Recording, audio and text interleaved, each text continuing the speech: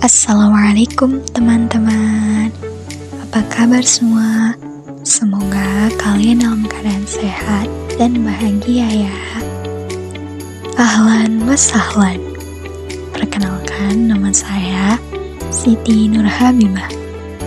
Karena kita sudah bahagia, yuk sama-sama kita simak penjelasan tentang alamat at-tarkim.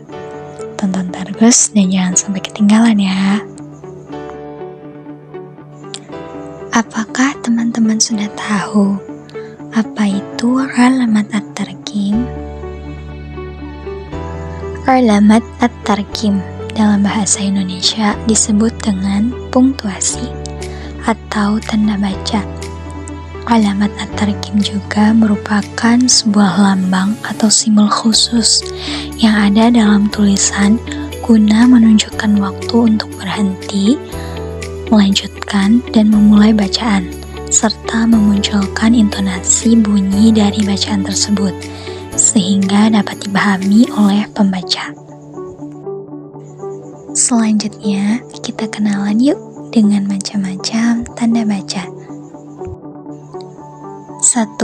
Al-fasilah atau koma. Tanda baca koma diletakkan pada keadaan-keadaan berikut ini. 1. Setelah kata sapaan atau panggilan. Contoh, ya thalabal ilmi, ijtahid. Wahai pejuang ilmu, berjuanglah. Kemudian, keadaan kedua, yaitu di antara kalimat syarat atau syartiyah disertai jawabannya. Contoh, idza hadara al-ma'un batala at-tayammum. Jika ada air, tayamum tidak sah. Serta di antara kalimat sumpah atau qasam disertai dengan jawabannya. Contoh, man hasunat khisaluhu talaba wasaluhu. Barang siapa meninggalkan kualitas Barang siapa yang meningkatkan kualitasnya, maka sholatnya baik. Selanjutnya, di antara beberapa kosakata panjang yang terdapat kata khusus, biasanya disambung dengan huruf athof seperti wawu, fa, thumma, au, bal, la, lakin, hatta, dan lainnya. Lalu, di antara kata-kata yang berguna untuk menjelaskan macam atau bagian. Contohnya, yanqasimu al-kalamah ila thalathati aqsamin, al-ismun wa fi'lun wa harfun. Jadi, al-ismun wa fi'lun wa harfun di sini merupakan suatu bagian atau macam dari kalimah atau kalimat. Tanda baca yang kedua, al-fasilah al-manqutah. Tanda baca titik koma. Tanda ini diletakkan pada keadaan-keadaan berikut ini. 1. Diletakkan di antara salah satu dari kalimat-kalimat penyebab yang diikuti sebabnya. Contoh, iyyaka wal hasada fa'innahu yufsidu ad-din. Waspadalah terhadap rasa iri, itu merusak agama. Rasa iri di sini merupakan sebab dan penyebabnya, yaitu merusak agama. 2. Diletakkan sebelum kata atau kalimat yang tersambung dengan sebelumnya. Contoh, idza ahsana at-talabu fasajji'uh wa inna akhta'a fa'arsiduh. Jika siswa melakukan dengan baik, dorong dia, dan jika dia berbuat salah, bimbing dia. Tanda baca yang ketiga, an-nuqtah atau titik. Titik biasa digunakan untuk berhenti dalam ucapan ataupun bacaan. Contoh, hunaka ikhtilafatun kathiratun bainat ta'limi fil madhi wa ta'limi fil hadir. Dari contoh tersebut, tanda baca ini diletakkan di akhir kalimat yang maknanya telah jelas dan lengkap, ataupun makna kalimat tersebut sempurna.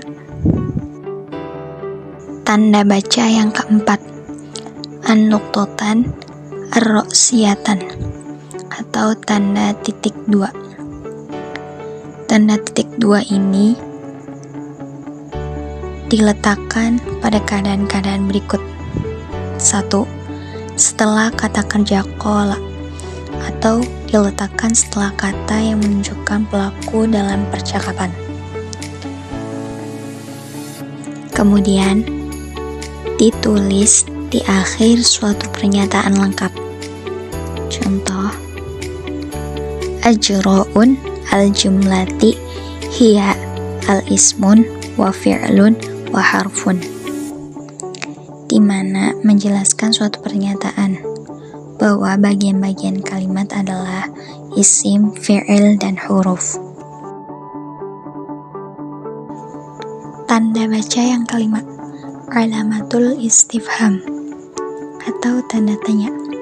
Tanda tanya adalah tanda yang digunakan setelah kalimat tanya dan juga digunakan untuk pernyataan yang mencengangkan yang dikemas dalam bentuk kalimat tanya. Contohnya terdapat dalam Quran Surat An-Naba ayat 1, Qala Allahu Ta'ala amma yatasaalun, yang artinya mereka bertanya-tanya. Tanda baca yang keenam, yaitu alamatul ta'jub atau tanda seru. Tanda seru adalah tanda yang digunakan di akhir kalimat ta'jub, perintah maupun permohonan doa. Tanda baca yang ketujuh, alamatul hadfi atau tanda penghapus.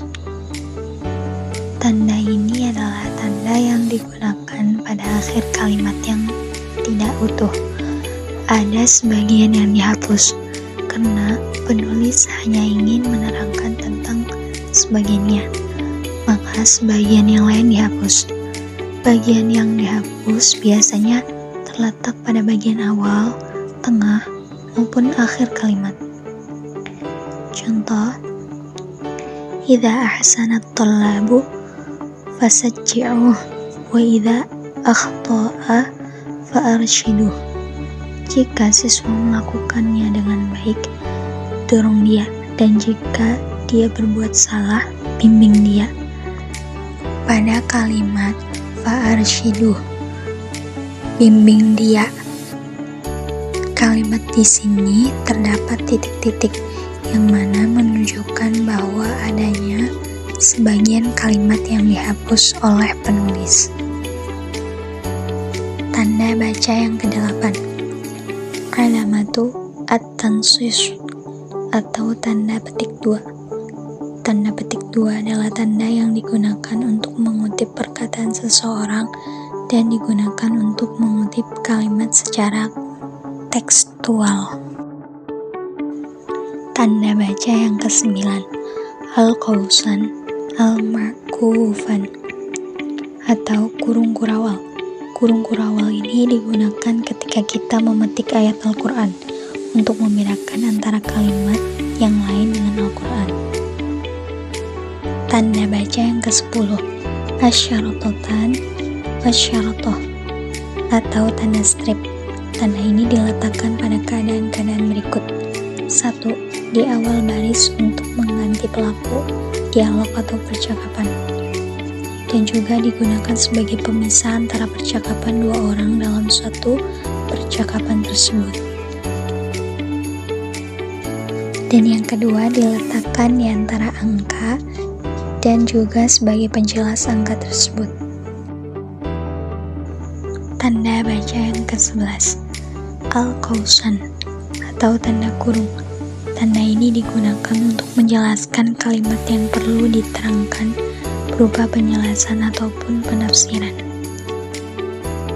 Tanda baca yang ke-12, alamatul mumathilah atau tanda sama dengan. Tanda baca ini lazimnya digunakan untuk menunjukkan sebuah kalimat yang beberapa kata darinya sama dengan kalimat sebelumnya.